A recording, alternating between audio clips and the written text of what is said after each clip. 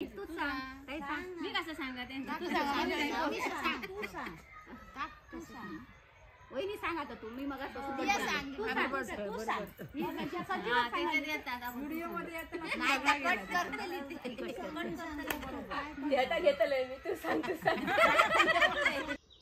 आपण नेहमीच ऐकतो की 4 बायका एकत्र आल्या की एकतर त्या गॉसिप करणार किंवा एकमेकांची भांडत राहणार असं म्हटलं जातं. परंतु वास्तविक बघितलं तर 4 बायका एकत्र आल्यावर काय करू शकतात ह्याची कल्पनाच न केलेली बरी. असंच एक उत्तम उदाहरण आज मी तुमच्यासमोर घेऊन येते. आज मी आले कुडाळ तालुक्यातल्या आंदुर्ले गावात आणि इथल्या बायका मिळून आपल्या बचतीतून आणि आठवड्यातून फक्त अर्धा दिवस काम करून चालवतायत एक अनोखा उपक्रम. तो उपक्रम काय आहे चला बघूया.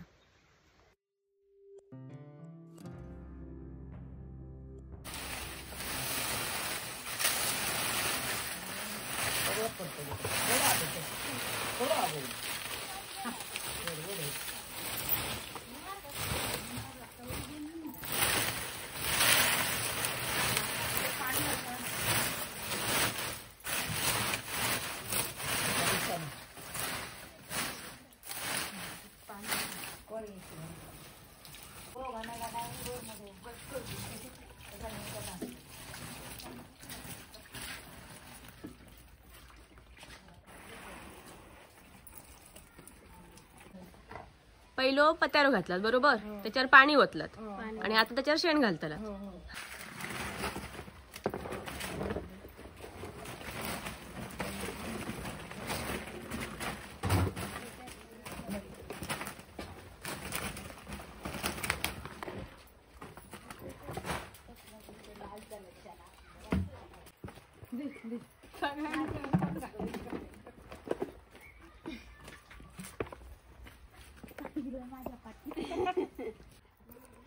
कलर भारी आता भर घे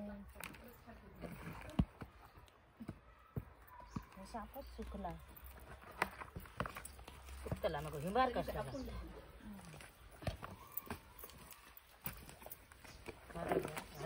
हे शेण तुम्ही खाली हाडतात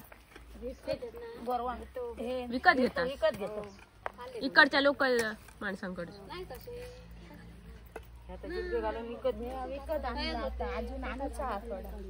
शेण किती रुपये किलो गावता तुमका विकत? अशी गायरी असतात त्याच्यावर 6,000 घेतली 8,000 रुपये सगळे भाड्या गायरी आणि भाडा धरून 8,000 रुपये जातात एका गायरीचे. आणि एका गायरेत मग किती बेड भरतात तुमचे? एका गायरेत जास्तीत जास्त म्हणजे कसं पत्तेरो जास्त वापरलो की ना तर ते 4च बेड भरतात, नाहीतर 3च बेड भरतात. हा तशी शेण वापरला तर 3च भरतात. पण जास्त शेण असला काही चांगला जरा म्हणजे कुलता बरोबर आहे ना.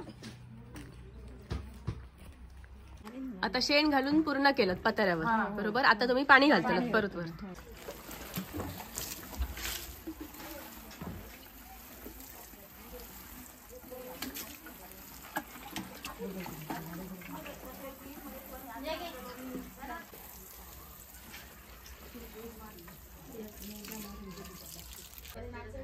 पूर्ण भरला की नाही बेड हा मग येऊ की ना काही दिवसांनी म्हणजे 1 महिना झालो काय ते खाली खाली कुजत होता तो मग पूर्ण खाली बसता. खाली बसल्याच्या नंतर की ना त्याची कशी ह्या क्रिया होता खत होण्याची म्हणांतर नंतर ते आम्ही असं वर वर करून एकत्र हे करून नंतर तो पूर्ण होता काय एक थर काढलं खत झालेला काय परत मी वर करतो 4 बाजू म्हणून तुम्ही आता असं वरते करून ठेवला. तो वरते गेलो आता हे की ना 8 दिवसात ह्याचं खत पूर्ण होताला वरचा. आता ह्या पूर्ण कुसला आणि वरचो ढीग तुम्ही असं करून ठेवलात म्हणजे हो ढीग वरचो थर तुमका काढूक गावतो. हा बरोबर. पुढच्या आठवड्यात आणि ह्या एका ढिगाचं साधारण किती किलो खत जातं म्हणालात? 25 ते 30 किलो 30च्या वर एका थराचा एका वेळी 30 किलो जास्तीत जास्त. हो हो महिन्यातनं 100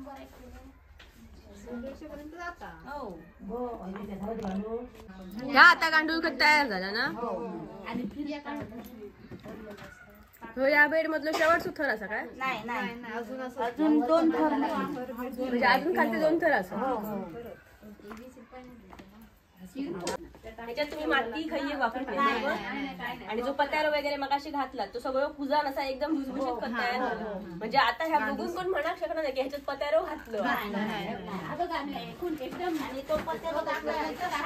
फक्त सागाचंच असतात, दुसरं कसं चाललं. दुसरं म्हणजे कुजाचो ना फणसाचो आंब्याचो घातलो की नाही तर तो कुजाचो नाही. फक्त सागाचो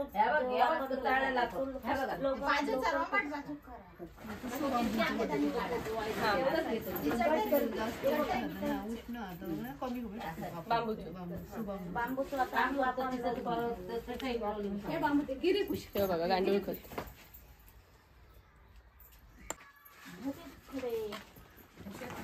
ह्या तयार झालेला आणि चाळलेला चाळून ठेवला. गेली 5 वर्षे अंकुर उत्पादक गट गांडूळ खत निर्मितीत आहे आणि या महिला यातून स्वतःच्या पायावर उभ्या राहिल्या आहेत. विशेष म्हणजे त्या फावल्या वेळेत हे काम करतात. त्यामुळे इतर महिलांनाही आपल्या फावल्या वेळेत अशा उद्योगांचा व्यवसायाच्या दृष्टीने विचार करायला हरकत नाही. गांडूळ तुम्ही कशी म्हणलात, पहिले विकत आणला? नेहरू विकत आणला आणि मग हे पहिल्यांदा विकत तुमका हडूचे लागले, मग तुम्ही हे सगळं वाढवलं. काय खातात ते? काय घातला? गुळ आणि बेसन, काळा गुळ आणि बेसन. आणि मग ह्याच्यात सोडलं की दुसरं काय घालूची गरज नाही, ह्याच्यात नाही. शेण पाणी शेण पाणी आणि तो पत्यार. ते तेवढं खातात, बारीक करतात. कुजला की नाही तर त्यांना खाऊ. आणि मग तयार झाला गांडूळ खत तुम्ही त्यांना वेचून काढतो आणि चाळतो. त्यासाठी आम्ही चाळतो आणि परत नंतर वेचून नाही काढतो. वाळलेलं नसतं.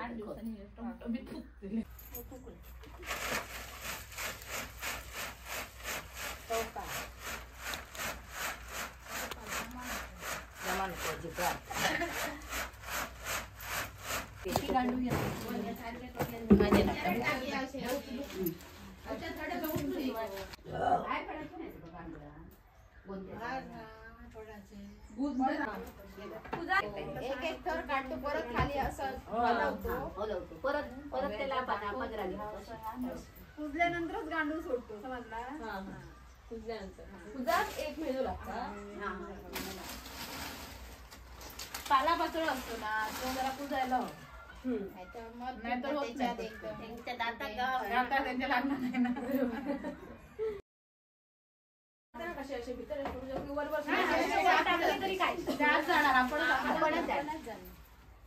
फक्त एका जागेवर टाकताय, मग इकडे पाणी पण पाहिजे.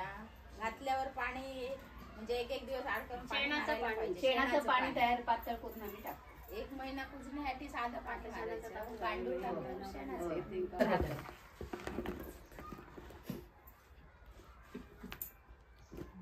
फसलं की त्याची आई म्हणून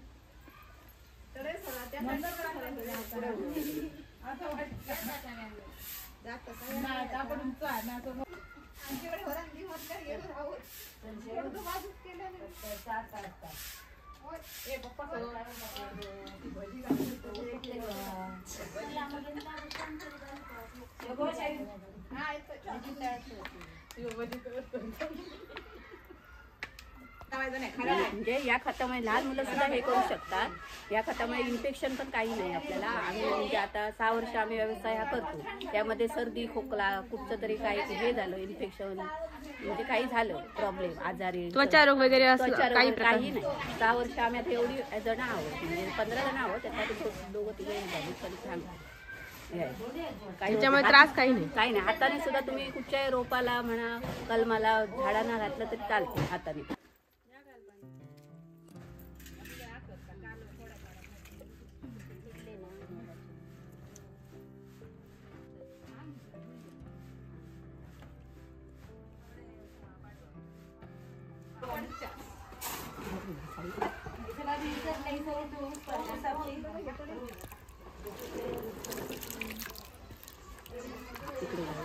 असं वर पाणी घालू का शेणाचं? हो.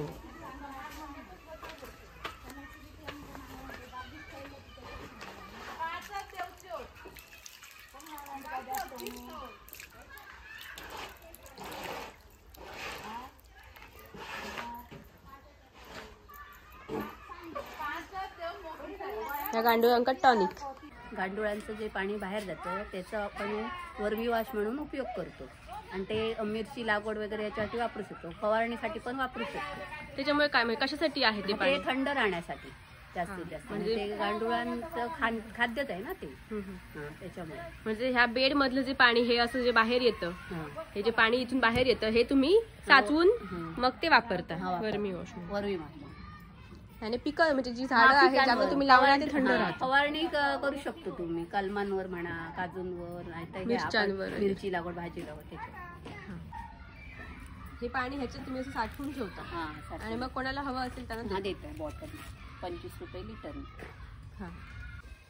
जास्तीत जास्त रासायनिक खताचा वापर न करता सेंद्रिय खताचा वापर करायचा. त्याच्यामुळे आपल्या जमिनीची हानी होते, म्हणजे रासायनिक खतामुळे. पण सेंद्रिय खतामुळे आपल्या जमिनीची हानी होत नाही व आपल्याला कुठचा आजारही होत नाही. आणि तशी जमिनीची जी झीज झालेली असते ती कमी होते म्हणजे सेंद्रिय खतामुळे. ती म्हणजे सेंद्रिय खतामुळे भरून काढते. आणि रासायनिक खतांमुळे आपल्याला आजारही होऊ शकतात व जमिनीची खूप म्हणजे धूप झालेली असते, त्यातील मूलद्रव्ये नष्ट होतात. आणि सेंद्रिय खताचा वापर हा लगेच तुम्हाला त्याचा म्हणजे नियमित केला तरच म्हणजे जास्त आपल्याला त्याच्यातला हे समजतं फायदा, म्हणजे फायदा आपल्याला नुकसान काही होत नाही ते सेंद्रिय खतामुळे. पण ते तीन वर्ष जास्त वापरल्याच्या नंतर आपल्याला त्यातला हे उपयोग काय झाला आहे तो म्हणजे त्या झाडांवर, कलमांवर काय उत्पन्न मिळतं ते कळतं त्याच्यामध्ये. म्हणजे 3 वर्ष तरी वापरायला 3 वर्ष ते वापरायला पाहिजे एकसारखं. आता तुम्ही जर रासायनिक खत वापरत असाल आणि लगेच सेंद्रिय खत वापरायला गेला गांडूळ खत, तर त्याचा तुम्हाला हे लगेच परिणाम दिसणार नाही. 3 वर्ष तरी तुम्हाला सेंद्रिय खत वापरायला पाहिजे तरच त्याचे परिणाम दिसणार. हो. त्याच्याच बरोबर जीवामृताची फवारणी केली जाते, जिब्रेलिक ऍसिड, परत रुईच्या पानांचा अर्क जर आपल्याला म्हणजे मोहर जळत असेल, कीड लागत असेल जास्वंदीच्या कलमांना, आबोली, आणि आपण घरी पण जे काय करतो झाडं, कलम वगैरे त्यांच्यावर फवारणी करायची. रुईच्या पानाचा अर्क, जीवामृत हे सगळे सेंद्रिय निविष्ठांमध्ये हे केले जातात. आंदुर्ले गावचे रहिवासी शिवाजी लहू तेंडोलकर काकांनी या गांडूळ खत प्रकल्पाबद्दल महिलांना माहिती दिली आणि त्यांच्या कल्पनेतून हा गांडूळ खत प्रकल्प येथे सुरू झाला. आणि त्यांची नर्सरी आहे. नर्सरी आहे तिथे जाताना आहेत. आणि मग ते तुमचं गांडूळ खत तिथे पण घेतात. जास्त ते यांनाच मार्केटिंगसाठी त्यांनीच मदत केली नर्सरीतून. आणि मग त्यांच्या थ्रू इतर लोकांना कळतं आता लोक यायला लागले. आणि ते नर्सरीमध्ये कलम घ्यायला येतात ना, त्याच्यामुळे इथे ते खतही घेऊन जातात आणि इकडे पण येतात. त्यांच्यानीच आम्हाला सहकार्य करून हे सर्व उभं करून आणि प्रक्रिया कशी करायची वगैरे त्यांनीच आम्हाला प्रशिक्षण त्यांनीच प्रशिक्षण आम्ही नव्हतं नंतर 23 डिसेंबर 2016 मध्ये स्थापन झालं. तर 1 वर्ष हे होईपर्यंत काम वगैरे होईपर्यंत 1 वर्ष. त्यानंतर 2018 पासून 2 लाख रुपये खर्च आला पूर्ण हे बांधकामासाठी. सगळे मजूर वगैरे पकडून 2 लाख खर्च आला. पण त्यामध्ये आम्ही पूर्ण म्हणजे जेवढा आम्ही म्हणजे आमची बचत म्हणजे 1 लाख बँक लोन, त्यानंतर CIF, RF आणि प्लस आमची बचत हे सगळं मिळून हे आम्ही उभं केलं. त्यानंतर आम्ही या धंद्यामध्ये परत मार्केटिंग थोडीफार करून गावातच जास्तीत जास्त खत गेलं आमचं. तेव्हा दर 8 रुपयाने होता, नंतर थोडा 10 रुपयाने केला आणि आता 15पर्यंत. आणि जर मार्केटिंगमध्ये गेला तर 20 रुपयाने देतो किरकोळमध्ये, आणि घाऊकमध्ये 15. किरकोळ 20 रुपयाने किलो आणि घाऊ 15 रुपये. आता दर केला नवीन. बचतीचा उपयोग म्हणून हा धंदा चालू केला आहे. मग तुम्ही बचत गट सुरू केलेला पहिल्यांदा, त्याचं नाव होतं धनलक्ष्मी. आणि त्याच्या अंतर्गत मग तुम्ही गांडूळ खताचा. बाकी तुम्ही सगळे 5 वर्षापासून आहात आता. हो.